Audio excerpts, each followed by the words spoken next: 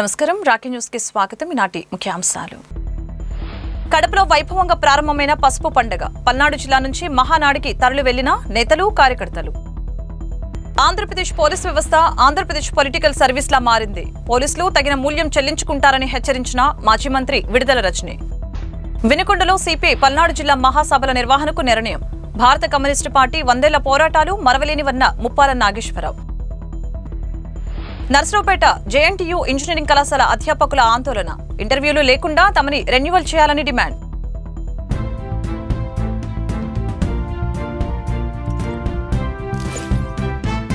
పసుపు సైనికుల కోలాహలం మధ్య మహానాడు పండుగ కడపలో ఘనంగా ప్రారంభమైంది. తెలుగుదేశం పార్టీ జాతీయ అధ్యక్షులు నారా చంద్రబాబు నాయుడు అధ్యక్షతన 3 రోజుల పాటు నిర్వహించే ఈ మహానాడికి పల్నాడు జిల్లా నుంచి ఎమ్మెల్యేలు, తెలుగుదేశం పార్టీ ముఖ్య నాయకులు, కార్యకర్తలు భారీ సంఖ్యలో తరలి వెళ్లారు.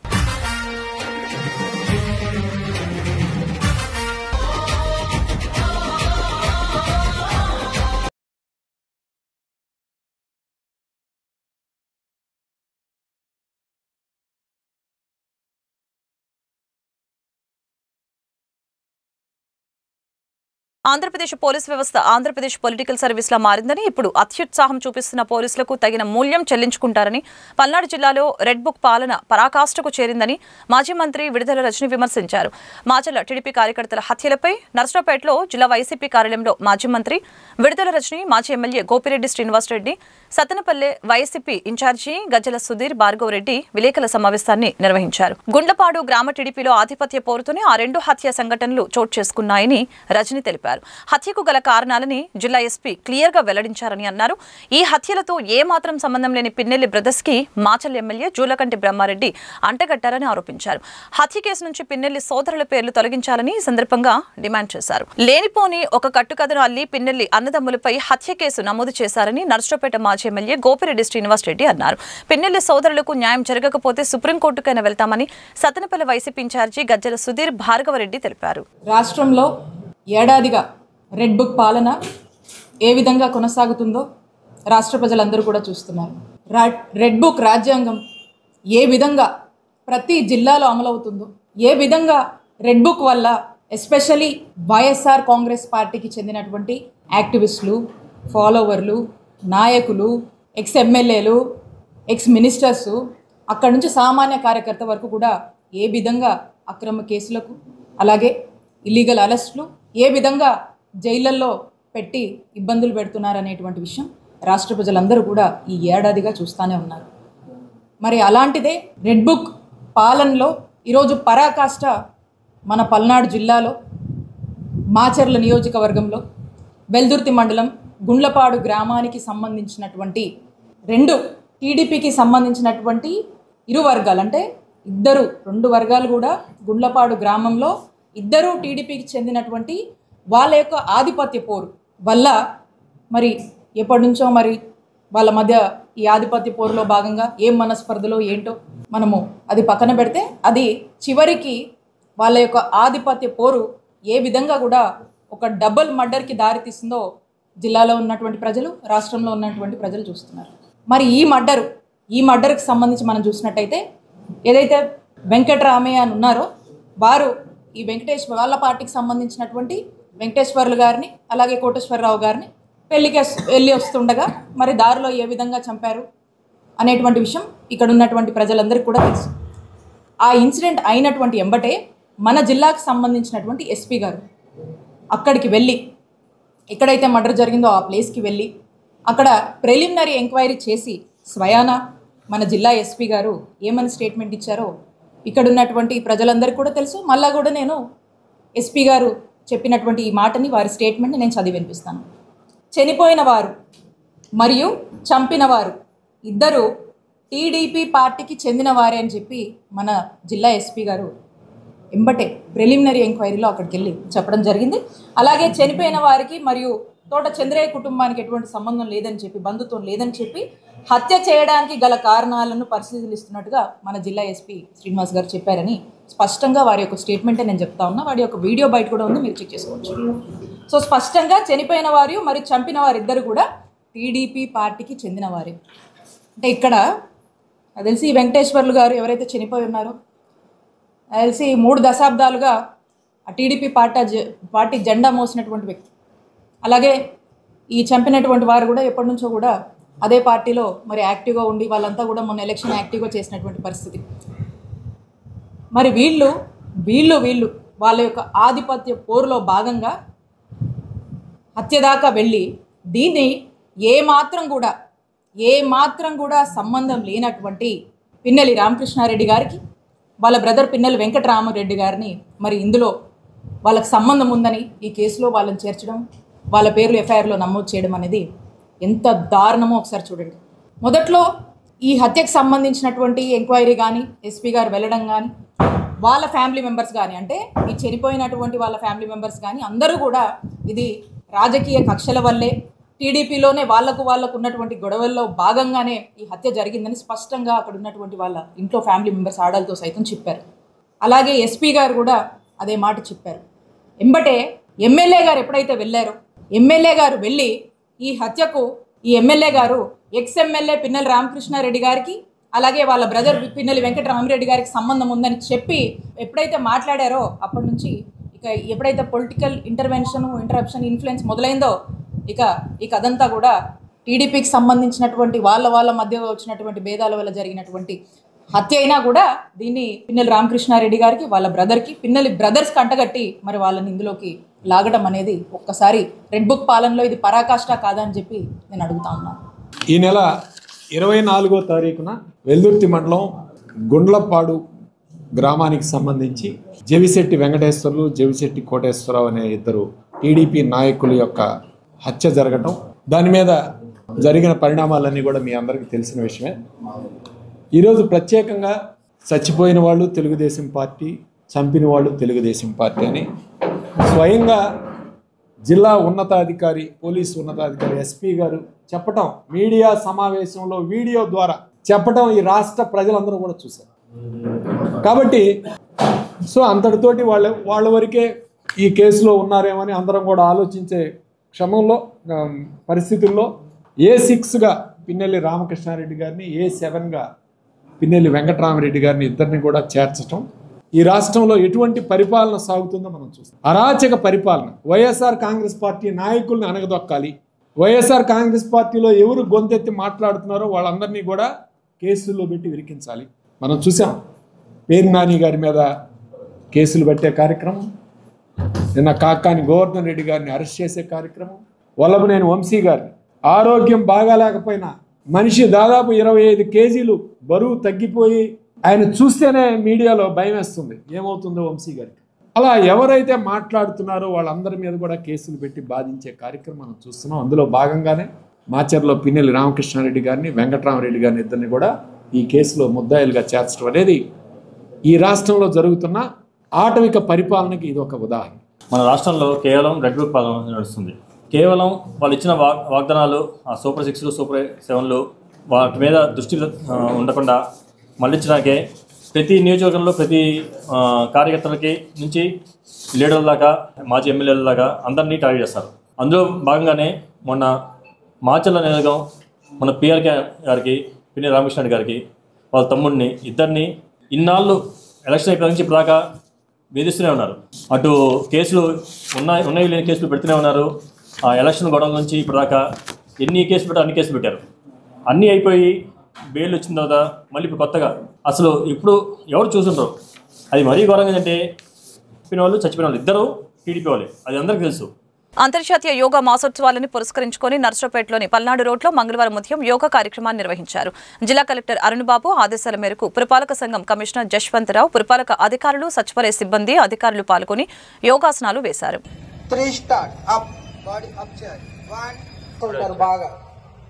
చిన్నపిల్లలైతే హైట్ బాగా పెరుగుతారు, శరీరంలో నరాలన్నీ సాగతిస్తాయి, దానివల్ల నరాల వీక్నెస్ ఏమైనా ఉంటే తగ్గుతుంది, కొంతమంది వణుకొస్తా ఉంటది. 7 slowly relax. 3 4 5 డ్రైవింగ్ చేసే వాళ్ళకి వెన్నుపూస కింద పూసలు L1 L2 L3 అరిగిపోతే సెట్ చేస్తుంది. 6 7 relax. రెండు చేతులు పైకి తీసుకుందాం, గాలి వదిలేస్తూ ముందుకు వంగుదాం, అలాగే ముందుకు వంగుదాం. బాగా త్రికోణ త్రికోణాసన్. ఇదే పొజిషన్ లో ఉండాలి అందరూ. 1 2 3 4 3 4 5 6 7. సరిగ్గా రాకపోతున్నా అన్ని రకాల ప్రాబ్లమ్స్ తగ్గిస్తుంది. రోజుకి ఆడవాళ్ళ థైరాయిడ్ కి ఇది చాలా బాగా పనిచేస్తుంది. 4 5 6. సంతాన లేమితనాన్ని కూడా ఇది బాగా పనిచేస్తుంది. పిల్లలు పుట్టలేదు అన్న వాళ్ళకు కూడా ఇది బాగా పనిచేస్తుంది, మగవాళ్ళకై ఆడవాళ్ళకి. డిజార్డర్స్ అన్ని కంట్రోల్లో ఉంటాయి. నిద్రలేమితనము, డిజార్డర్స్ అంటే షుగర్, బీపీ, థైరాయిడ్ ఇలాంటి ప్రాబ్లమ్స్ అన్ని తగ్గిపోతాయి. బీపీని బాగా కంట్రోల్ చేస్తుంది. Okay, slowly relax. ఇప్పుడు నాడీ శుద్ధి ప్రాణాయామం. అందరూ నాసికా ముద్ర పెట్టండి. చూపుడు వేలు, బొటన వేలు ఇలా ఉంచండి. కుడి ముక్క మూసివేయాలి. 6:30 గంటల నుంచి మనం 7:30 వరకు 30 గంటల సేపు మరి యోగా ధ్యానంలో మనం అందరూ ఉంటాం. మంచి పరిణామం. ఎందుకంటే మీరు అంటే యోగా చేయని వాళ్ళు ఈ రోజున చూసుకుంటారు, దానివల్ల ఉపయోగం ఉందా కానీ వేరే లేదు. కాబట్టి దయచేసి మనమే కాదు, మన ఇంట్లో మెంబర్స్ని అందరినీ నైబర్స్ని కూడా ఈ యోగాలో చేస్తే డెఫినెట్గా మరి ఆరోగ్యం మెరుగుపడుతుందనటానికి ఇప్పుడు నిదర్శనం. యాక్చువల్గా మరి అందరం కూడా మనము మన ఫ్యామిలీ మెంబర్స్ని దాదాపుగా యోగా కొంతసేపు ఎంత టైం అయితే ఉంటుందో కనీసం ఆ టైంలో మనం స్పెండ్ చేస్తే డెఫినెట్గా మంచి ఆరోగ్య ఫలితాలు ఉంటాయి. కాబట్టి దాదాపుగా మెడిసిన్స్కి దూరం అవుతాం. కాబట్టి మీరందరూ ఈ యోగా ధ్యానం రోజు చేయాలని, అలాగే మరి కలెక్టర్ గారు, రాష్ట్ర ప్రభుత్వం, అలాగే కేంద్ర ప్రభుత్వం ఆదేశం మేరకు మరి ఈ కార్యక్రమం నిర్వహించుకోవడం జరుగుతూ ఉంది.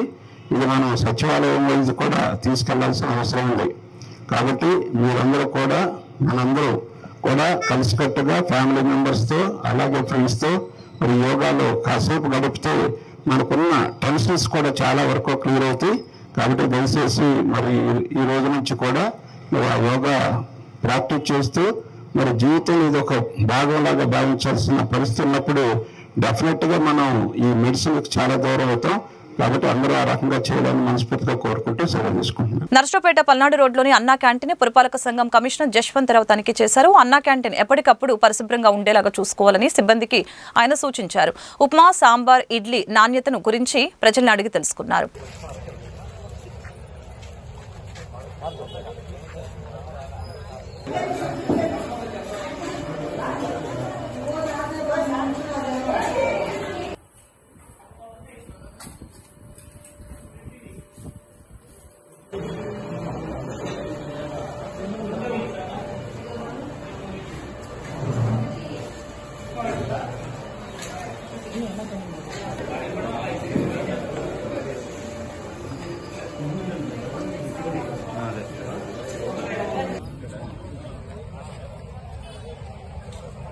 దశాబ్ద కాలంగా భారత కమ్యూనిస్టు ఉద్యమంలో ఎర్రజెండా దళిత, బడుగు, బలహీన, మైనార్టీ వర్గాల అభ్యున్నతి, రైతులు, కార్మిక వర్గాల హక్కుల కోసం నిరంతరం పోరాటాలు చేసిందని ఆ పార్టీ రాష్ట్ర సహాయ కార్యదర్శి ముప్పాల నాగేశ్వరరావు తెలిపారు. నర్సరావుపేటలో నిర్వహించిన సిపిఐ పల్నాడు జిల్లా సమితి సమావేశానికి ముఖ్య అతిథిగా ముప్పాల హాస్డే ప్రసంగించారు. భూమి, భుక్తి, బడుగు జీవుల విముక్తి కోసం ఎర్రజెండా ఎన్నో పోరాటాలతో పాటు త్యాగాలు చేసిందని కామ్రేడ్ ముప్పాల అన్నారు. నిరుపేద రైతులు, పేద ప్రజలకి లక్షలాది ఎకరాలు భూముల్ని పంపిణీ చేసిందని తెలిపారు. అధికారంలో ఎవరున్నప్పటికీ ప్రజల హక్కుల కోసం సిపి రాజీలేని పోరాటాలు చేసిందని ఈ సందర్భంగా గుర్తు చేశారు. ఈ మహాసభలను జయప్రదంగా నిర్వహించాలని ఆయన సూచించారు.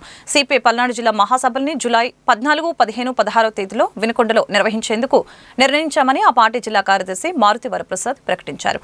ఈ సమావేశానికి సిపిఐ మాచర్ల నియోజకవర్గ కార్యదర్శి మేకపోతుల శ్రీనివాసరెడ్డి అధ్యక్షత వహించారు. కార్యక్రమంలో సిపిఐ పల్నాడు జిల్లా నేతలు కామ్రేడ్ హుస్సేన్, కాసా రాంబాబు, వినుకొండ నియోజకవర్గ కార్యదర్శి శ్రీనివాసరావు, జిల్లా రైతు సంఘం నాయకులు రాము, చిలుకలూరుపేట నియోజకవర్గ సిపిఐ ఇన్ఛార్జి కార్యదర్శి బాపురావు, నర్సరావుపేట ఏరియా కార్యదర్శి సత్యనారాయణరాజు, ప్రజానాట్య మండలి జిల్లా కార్యదర్శి రామకృష్ణ, నిర్మల, ఉప్పలపాటి రంగయ్య, వెంకట్, వందనం, పవన్ కుమార్ పాల్గొన్నారు. భారత కమ్యూనిస్ట్ పార్టీ పల్నాడు జిల్లా సమితి సమావేశాన్ని ఈరోజు జరుపుకుంటా ఉన్నాం. ఈ సమావేశంలో ఈ జిల్లాలో ఉన్నటువంటి 7 నియోజకవర్గాల మహాసభలు, వాటికి ముందుగా శాఖలు, ఆయా మండలాల్లో, ఆయా నియోజకవర్గాల్లో ఉన్నటువంటి శాఖల మహాసభల అనంతరం మండలాలు పట్టణాల మహాసభలు జరుగుతాయి.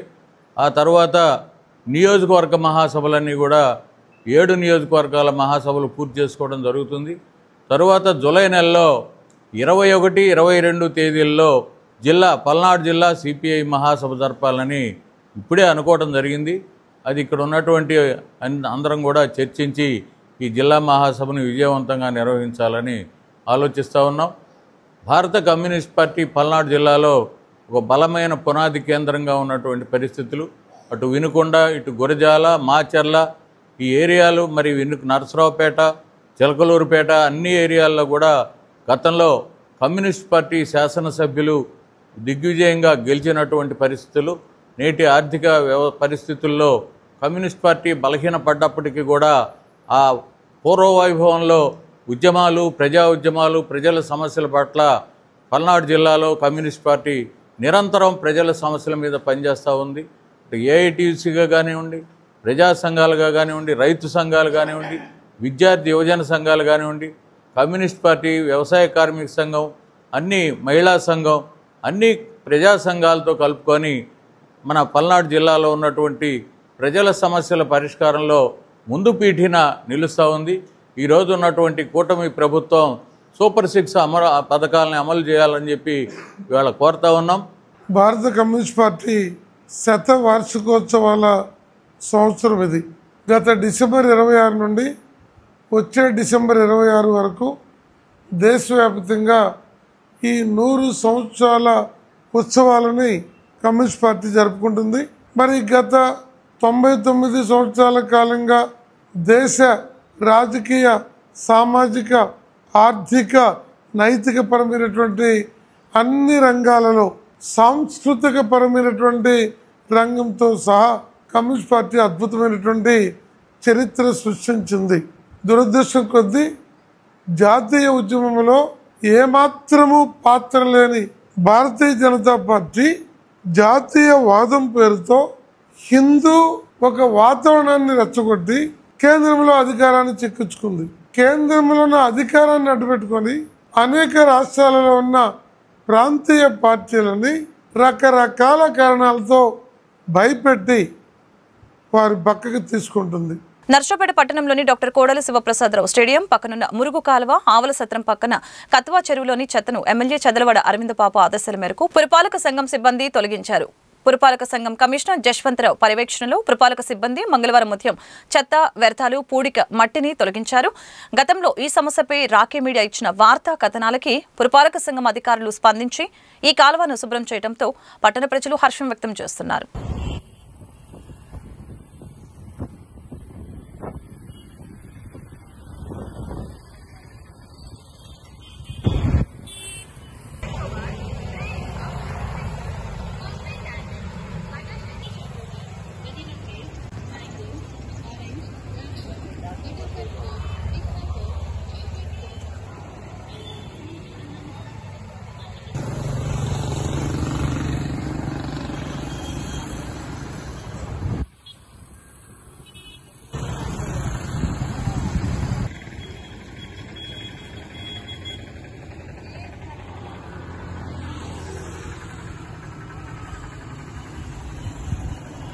అంతర్జాతీయ యోగా మాసోత్సవాలలో భాగంగా పల్నాడు జిల్లా కలెక్టర్ అరుణ్ బాబు ఉత్తర్వుల మేరకు రాజుపాలెం ఎంపీడీఓ కార్యాలయం వద్ద యోగా నిర్వహించారు. రాజుపాలెం తహసీల్దార్ దుర్గేశ్వరరావు, ఎంపీడీఓ సత్యనారాయణ, మండల విద్యాశాఖ అధికారి మల్లికార్జున శర్మ, ఏపీఎం శివకుమార్, వివిధ శాఖల అధికారులు, పంచాయతీ కార్యదర్శులు, వీఆర్ఓలు, వాకర్స్ పాల్గొని యోగా సాధన చేశారు. నర్సరావుపేట మండలం కాకాని గ్రామ పరిధిలోని జేఎన్టీయూ ఇంజనీరింగ్ కళాశాల అధ్యాపకులు ఆందోళనకి దిగారు. ఎటువంటి ఇంటర్వ్యూలు లేకుండానే తమని రెన్యువల్ చేయాలని, బ్రేక్ పీరియడ్ ని 15 రోజుల నుంచి 5 రోజులకి తగ్గించాలని డిమాండ్ చేశారు. నిబంధనలకు విరుద్ధంగా కాంట్రాక్ట్ అధ్యాపకుల్ని ఇబ్బంది పెడుతున్నారంటూ విధుల్ని బహిష్కరించారు. ప్రిన్సిపల్ రూమ్ ని ముట్టడించి నిరసన వ్యక్తం చేశారు. తమకి న్యాయం జరగకపోతే ఆందోళనని ఉధృతం చేస్తామని కాంట్రాక్ట్ అధ్యాపకులు హెచ్చరించారు.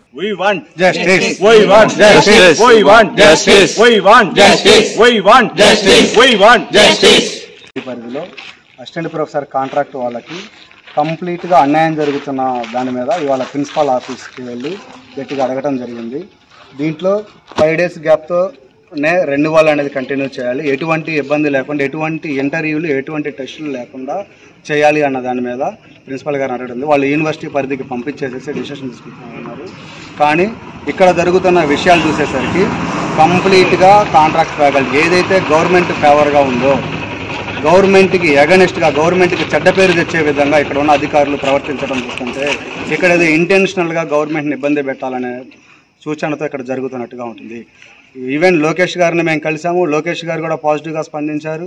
ఇక్కడ యాప్సీకి వెళ్ళాం, కోన శశిధర్ గారు కూడా పాజిటివ్గా స్పందించారు. కానీ ఇక్కడ యూనివర్సిటీలో ఎక్కడ 14 యూనివర్సిటీలో లేని విధంగా ఇక్కడ ఇంటర్వ్యూస్ కండక్ట్ చేసి టెస్టులు లాగా పెట్టేసేసేసి ఇక్కడ మార్క్స్ ఎవాల్యుయేషన్ చేసి మెరిట్ బేస్డ్గా చేసేసేసి ఇక్కడ మమ్మల్ని ఇబ్బంది పెట్టడం ఇప్పుడు దాకా ఈ కాలేజీ పుట్టినప్పటి నుంచి కూడా ఎప్పుడూ లేదు. కానీ ఇక్కడ చేయడం అన్యాయం. ఈ అన్యాయం మీద మేము గట్టిగా వెళ్ళి ప్రిన్సిపల్ గారిని అడగడం జరిగింది. ఆయన రిప్లై కోసం వెయిట్ చేస్తూ కూర్చున్నాం. ఆయన కనుక రిప్లై కనుక సరైన రీతిలో కనుక రాకపోతే ఫర్దర్గా దీని మీద యాక్షన్ తీసుకునే అవకాశం ఉంటుంది. వార్తలు ముగించే ముందు ముఖ్యాంశాలు మరొకసారి. కడపలో వైభవంగా ప్రారంభమైన పసుపు పండుగ. పల్నాడు జిల్లా నుంచి మహానాడికి తరలి వెళ్లిన నేతలు, కార్యకర్తలు. ఆంధ్రప్రదేశ్ పోలీస్ వ్యవస్థ ఆంధ్రప్రదేశ్ పొలిటికల్ సర్వీస్లా మారింది. పోలీసులు తగిన మూల్యం చెల్లించుకుంటారని హెచ్చరించిన మాజీ మంత్రి విడుదల రజని. వినుకొండలో సిపిఐ పల్నాడు జిల్లా మహాసభల నిర్వహణకు నిర్ణయం. భారత కమ్యూనిస్టు పార్టీ 100 ఏళ్ల పోరాటాలు మరవలేనివన్న ముప్పాల నాగేశ్వరరావు. నర్సరావుపేట జేఎన్టీయూ ఇంజనీరింగ్ కళాశాల అధ్యాపకుల ఆందోళన. ఇంటర్వ్యూలు లేకుండా తమని రెన్యువల్ చేయాలని డిమాండ్. ఈ వార్తలు ఇంతటితో సమాప్తం. మరొక బులెటిన్ మళ్ళీ కలుద్దాం. నమస్కారం.